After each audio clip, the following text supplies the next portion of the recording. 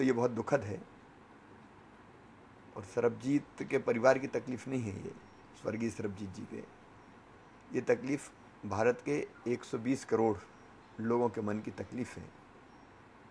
हम सरबजीत को बचा नहीं पाए।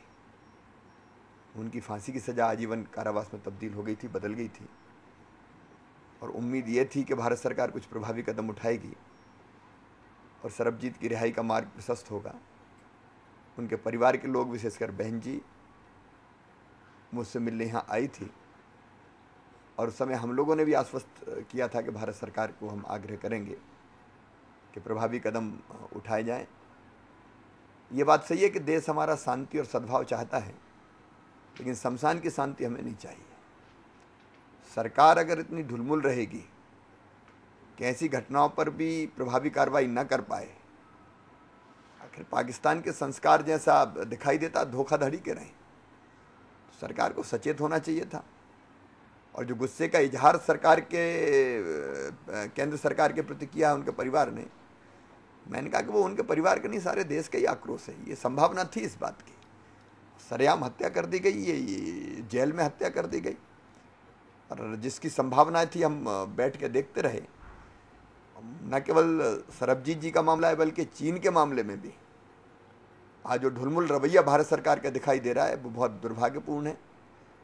और मैं कभी भी शालीनता की भाषा नहीं छोड़ता, ना छोड़ना चाहता हूँ, लेकिन अब सरकार की कायरताएं दिखाई दे रही है। एक देश की, हमारे देश की सीमा में 18-19 किलोमीटर घुसे आए, एक के बाद एक तंबू गाड़े जाते रहे, और हमारे विदेश मंत्री यात्रा करने पे आमदा है।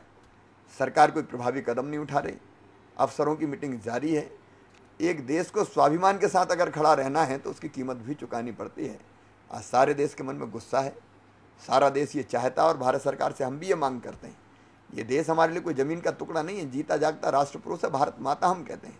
कम से कम ऐसे मामले में 120 करोड़ का देश शांत रह जाए, चुप रह जाए, ये दुर्भाग्यपूर्ण रहेगा। और इसलिए चाहे सरबजीत का मामला हो, सरबजीत जी का मामला हो, और चाहे चीन का हमारे देश में ये घुसपैठ का मामला हो, इसको प्रभावी तरीके से निपटने में सरकार पूरी तरह से असफल और अक्षम सिद्ध हुई है।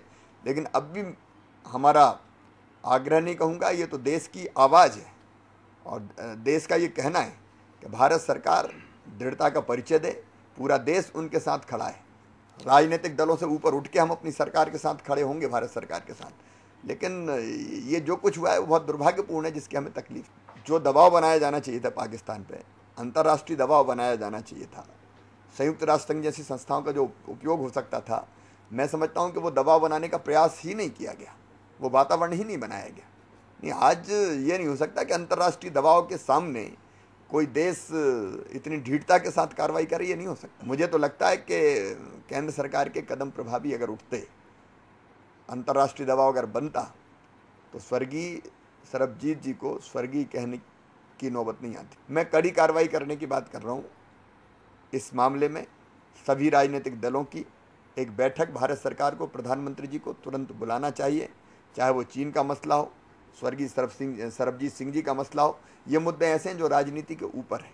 देश की सुरक्षा का सवाल आखिर एक पार्टी का सवाल नहीं हो सकता, ये पूरे देश का सवाल है।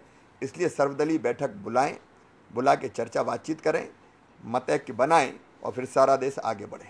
उनके मन की पीड़ा का अंदाज हम लोग लगा सकते हैं, और इसलिए वो कह रही हैं तो उस पीड़ा के साथ कह रही। लेकिन जो सामने घटित हुआ है, एक आध साल में जो चीज़ें बदली जा सकती थी, जो प्रभावी कार्रवाई की जा सकती थी, विशेषकर जब ये आशंका हुई कि सरबजीत, क्योंकि जिस तरह की आतंकवादी घटनाओं के बाद हमारे यहाँ जो हमने कार्रवाई की फांसी देने की और बाकी, उसके कारण ये संभावनाएं बनी थी कि इस तरह की घटना घटित हो सकती है। उस पर जो कार्रवाई की जानी चाहिए थी प्रभावी, वो नहीं की गई।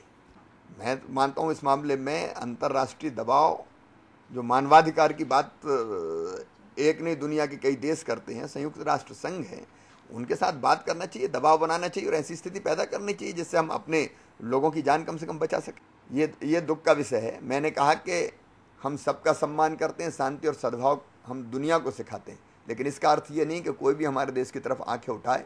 आज दृढ़ता दिखाने का मौका आया है, और हमारे देश को भी ये सिद्ध करना चाहिए कि सज्जनों के लिए हम फूल से ज़्यादा कोमल है, लेकिन दुष्टों के लिए वज्र से ज़्यादा कठोर भी हैं।